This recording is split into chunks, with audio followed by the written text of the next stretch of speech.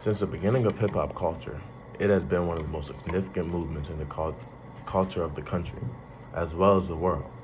It seems like everywhere one looks, a piece of hip-hop culture is embedded in society in some way, shape, or form.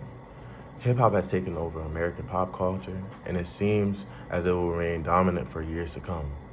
Hip-hop culture was once limited to African Americans and Latin American communities, but now has reached many different cultures and ethnicities. Hip-hop was formed in South Bronx between the African, Caribbean, and Latin American youth. It gave the participating parties a chance to belong to something, and it creates a sense of identity. The earliest hip-hop youth were a product of a generation who were connected to the African American church, but they were the opposite. Hip-hop gave them a chance to have a voice. Rappers became the voice of the ghetto, with fans sharing the same reality that they speak about over the microphone that they can relate to. Rappers emerged as prophets, offering laments on behalf of their communities and giving voice to the pain and suffering of a generation. This means that the world of rappers' lyrics shaped the lifestyles of those who truly listened to what was being said. Once hip-hop became commercialized and made global, the culture began to spread at a faster rate. According to Britannica, hip-hop, cultural movement that attained widespread popularity in the 1980s and 90s. Also, the backing music for rap, the musical style incorporating rhythmic and or rhyming speech that became the movement's most lasting and influential art form.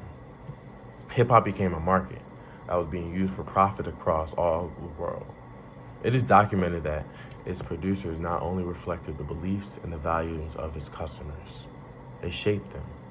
This means that hip-hop's culture impact was so massive that it changed the thoughts and ideas of people when they became embedded in their culture. The culture of hip-hop is often confused with just rap. As each subculture is associated, it has become ignored. Hip-hop includes DJing, dancing, and graffiti as well. DJing and hip-hop, which became DJ Kool Herc, had led to the creation of a new outlook and style that became called disc jockey. Traditionally, the role of the DJ was to play records on the turntable, mixing in one track after the other. The emergence of a new music genre, hip-hop, produced DJs who were significantly more skilled.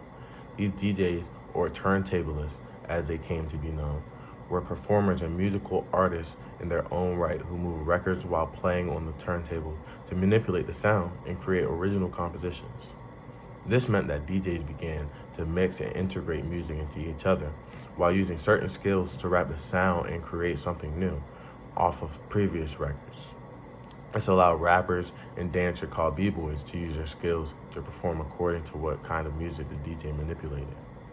The dancing in hip-hop culture began as b-boying, which is a form of hip-hop dancing which is popularly known as breaking. It consists of top-of-the-rock footwork, spinning moves, and freeze. B-boying came from the Bronx in New York. The term b-boy or b-boying was created by DJ Kool Herc, who was a DJ spinning at block parties in Bronx back in the day. B-boys meant break boys, and they were called so because they danced to the break part of the music. Later, by repeating the break done by DJ, break beats, when the DJ created that break or only a certain loop of a song that consists of the melody and drums, that was a cue for the b-boys to know that it was time for them to start dancing. As hip-hop culture evolved, this dancing style evolved and became extremely popular and has been adopted into popular dancing even today. Graffiti became an integral part in hip-hop culture. Hip-hop graffiti began in New York City during the late 1960s when a small number of teenagers from Washington Heights, the South Bronx, and other impoverished neighborhoods began blanketing the city with their tags, which are stylish signatures of names that they invented for themselves. The graffiti had become the first visual form of hip-hop expression of culture and was closely related to hip-hop groups and crews that wanted to claim their territory. Other crews knew whose territory they were on looking at the tags, and they knew their names, which led to people making associations with different artworks. With these subcultures making up the entirety of all hip hop culture, one can see how endless the possibilities of the expansion of American culture truly can possibly be. Once hip hop became commercialized through rap music, the originality meaning had started to become less and less important. The, the commodification of rap has allowed large paychecks and platinum records to erase a historical, social, and economic context out of rap, which has emerged from public consequences. One could say because of this, the culture began to appropriate by major label record executives who only knew nothing about culture of hip hop. Most label records were mostly using the rappers, solely off of profit. You feel me? But today, this commercialization has spread to hip hop all parts of the world, and has been connected into an entire generation, musically and socially.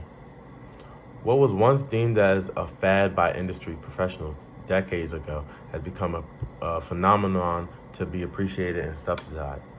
Georgetown provided a course on Jay-Z hip-hop studios. Armstrong University in Savannah, Georgia offers an upper-level English class on Outkast and hip-hop. And McNally Smith College of Music in St. Paul, Minnesota offers a class on hip-hop studies. So basically, hip hop is integrating into all different kinds of subgenres. Rock. You see different influence like Jimi Hendrix, and how that leads to new artists today, and just how hip hop has shaped most cultures in America, and even outside of America, in Africa, and different countries on different continents. In the UK, drill music in the UK. Just hip hop has shaped so many different cultures and created so many different lifestyles for people. But at the same time, a lot of hip hop's impact was off of some other rap. So it's just all about how you look at it. Despite the expansion of hip hop, many people have criticized hip hop as a whole. It is said that despite the national prevalence of hip hop in the United States, there remain a strong and vocal fraction of the community who believe that hip hop does good. Hip hop allows black people to use their voice and proudly, and you can't get arrested for rap. They were talking about real things. They were talking about people being murdered in the streets, families having to plan out funerals, the injustices by police that were usually never really talked about. So it was an opportunity for black people to really use their voice, and it created one of the largest, I would say, connectors of people.